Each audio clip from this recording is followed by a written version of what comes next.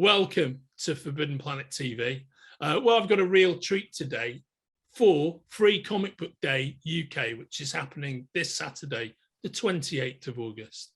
And for Free Comic Book Day, I am blessed to be joined by the mighty Fernando Dagnino, the artist of Blade Runner Origins, the mighty artist of Blade Runner Origins, and the equally mighty editor of Blade Runner Origins and Blade Runner 29. In fact, the editor of the whole Titan Comics Blade Runner line, Mr. David Manley-Leach. How are you both? Fine, great. Yeah, me too, mustn't grumble. It's a lovely Tuesday morning. Weather's nice, so yeah, everything's great.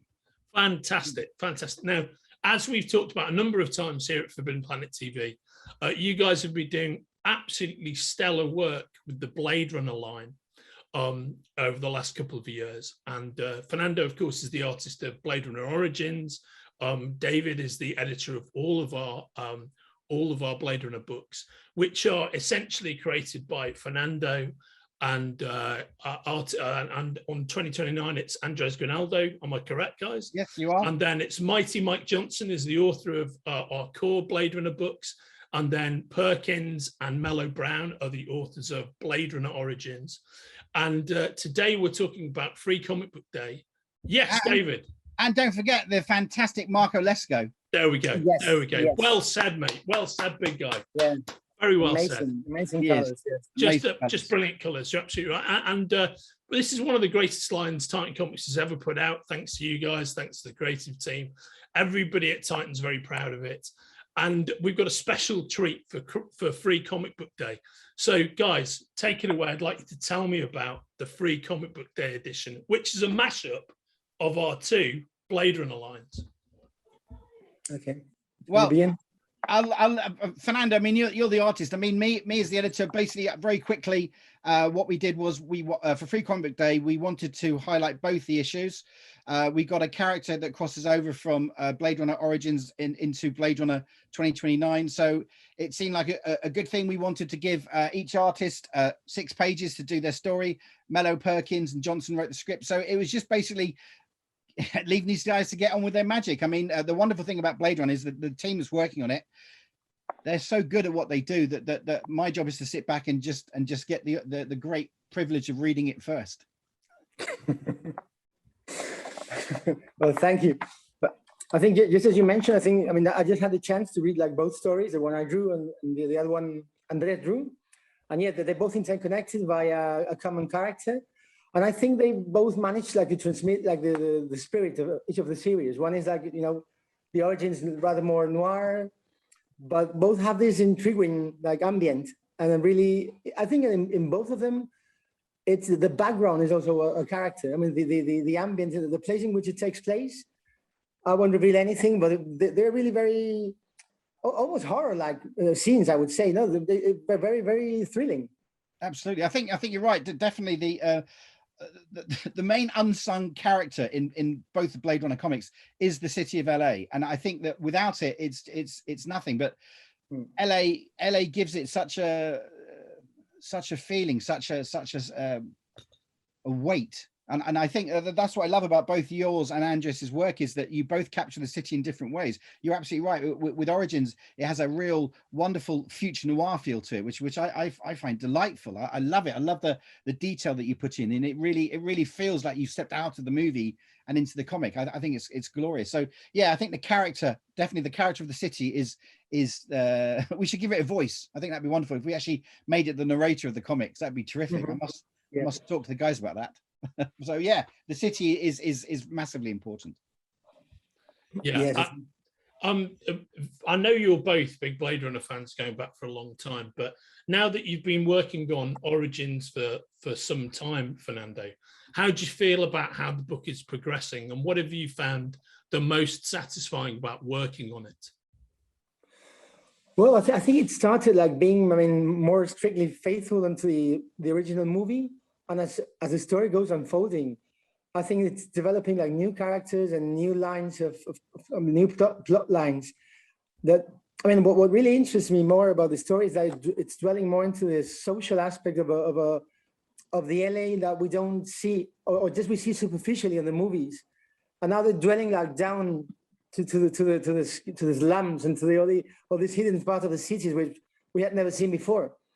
And I think that's what I really like most, to map this LA, which remained a mystery up to now. Yeah, that's very good. Yeah, I agree. No, well said, well said.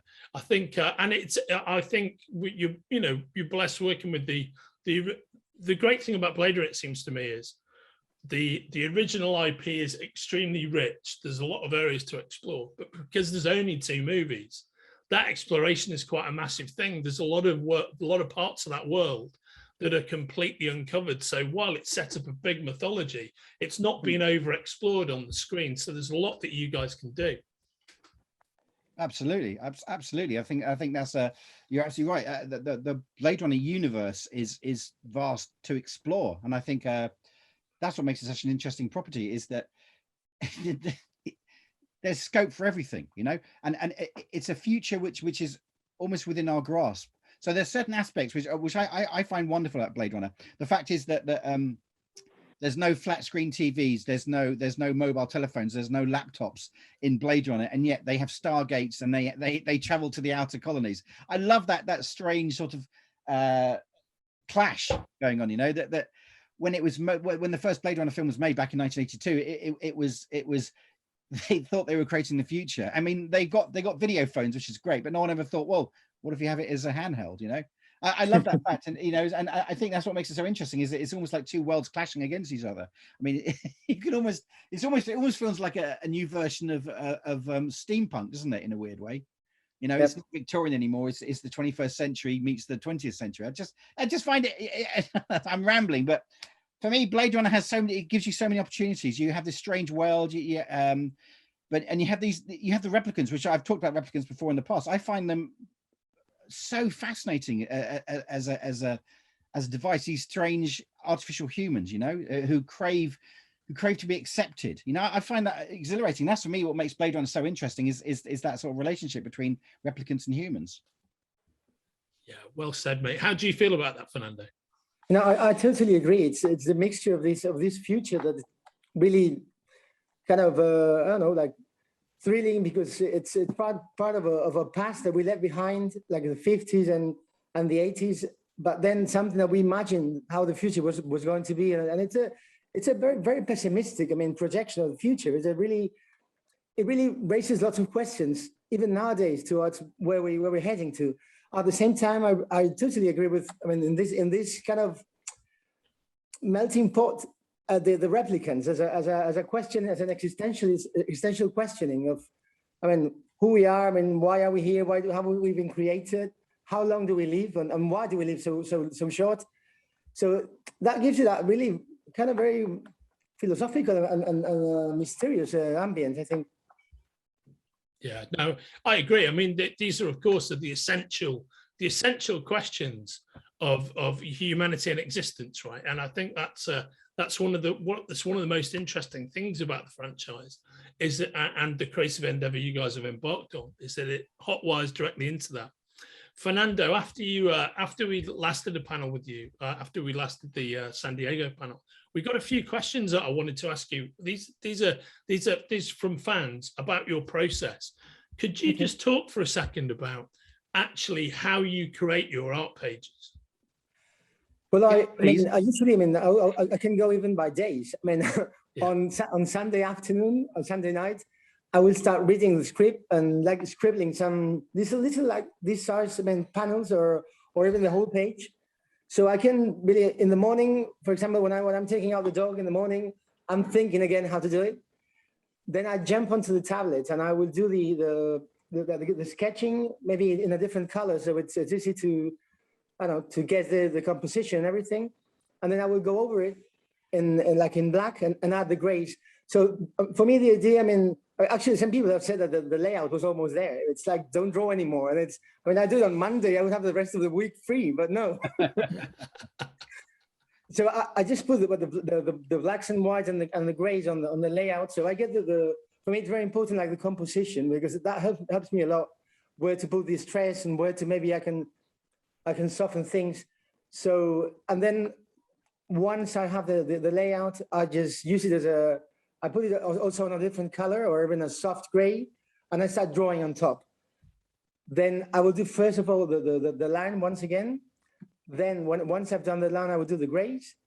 And then at the end, I will add the whites. Because sometimes, I mean, in this process, I mean, for example, when you're doing the final art and then you look back at the layout, sometimes, very often, you realize the layout has more strength than the actual final art, because you're being like more carefully rendering. And sometimes you lose the strength, the power of the sketch. So I liked at the end, like to just draw on top of all the layers with black and white, just to give back like the thick line and the strength that was sometimes like lost in the process.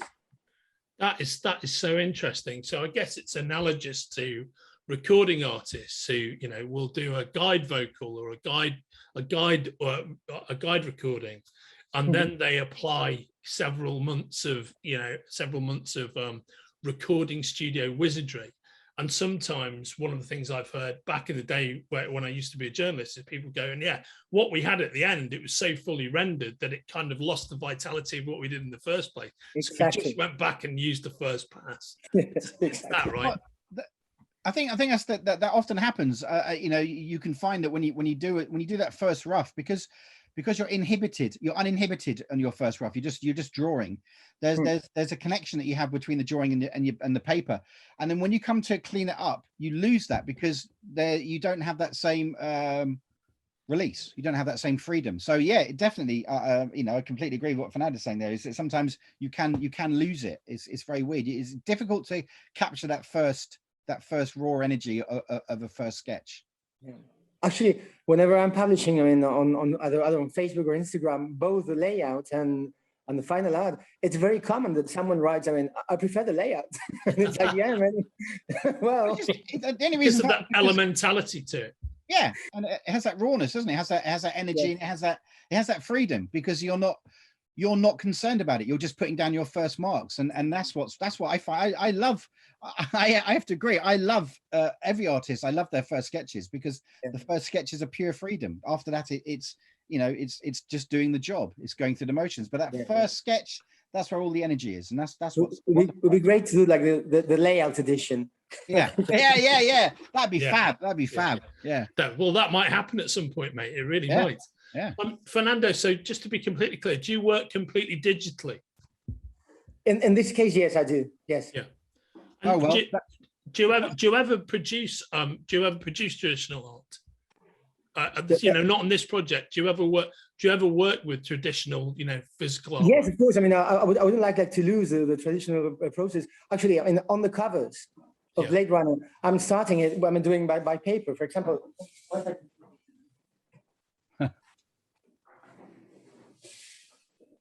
don't even see ciao, beautiful. Wow. So in this case, I mean, I always do them on paper first, and then I scan them and color them digitally. And yes, I mean, other projects, for example, I'm doing another project for France, and that one, the timing is different. So the pacing is, so I will do it on ink and watercolor, yes. I mean, I'm a big fan of watercolor and paper, so I wouldn't like to lose it, never. Yeah, no, it's so wonderful. I mean, so wonderful looking at both approaches. Now, guys, before we go, what can we look forward to from the world of Blade Runner Origins without any spoilers? So you might not be able to say anything, who knows, over the ensuing months. So I can see the big guy's mind's ticking over. What is or isn't a spoiler? It's maybe it's an impossible question to answer. I mean, I would just say this, that more of the same wonderfulness, to be honest. Yeah. I mean, we've got a story which I've got to say I find utterly gripping. I'm so much enjoying the story in Origins. And it's weird because when you work on any comic, it's very hard to actually be able to read it for pleasure. But I actually find that I read both the Blade Runner comics for pleasure. Once I finish them, I read them, and there's nothing I like better than getting the graphic novel and you have to read it all in one go. I get a real kick out of that, and I almost forget I've worked on it. So it's very hard to sort of to single out one thing, but I'm just enjoying the way that this story is unfolding. I'm excited on the journey that Mello and Perkins are giving us. and I'm loving Fernando's artwork. So what can we expect? More fantastic wonderfulness. And are you excited about what's to come, Fernando? I'm very excited. Yeah, and I mean, without making any spoilers, I think I would say like many new characters that will come along in the further issues, and new ambience. There are new never seen. I think like ambience and places and locations in the Blade Runner, expanding what we mentioned for expanding these LA we have never seen before, and mostly without revealing anything. No, that's a very well expressed answer, gents, both of you. And I just want to say before we close up, everybody who's watching this, race to forbiddenplanet.com and check out the store locator page. You will also see a bunch of information up there about Free Comic Book Day. Free Comic Book Day is going down in all our physical locations in our stores around the country, including the flagship store in London, but beyond in Birmingham, in Bristol, in Cambridge, in Coventry, in Croydon, in Liverpool. You can check out the details of all those stores and where to find them, or at the store locator at forbiddenplanet.com.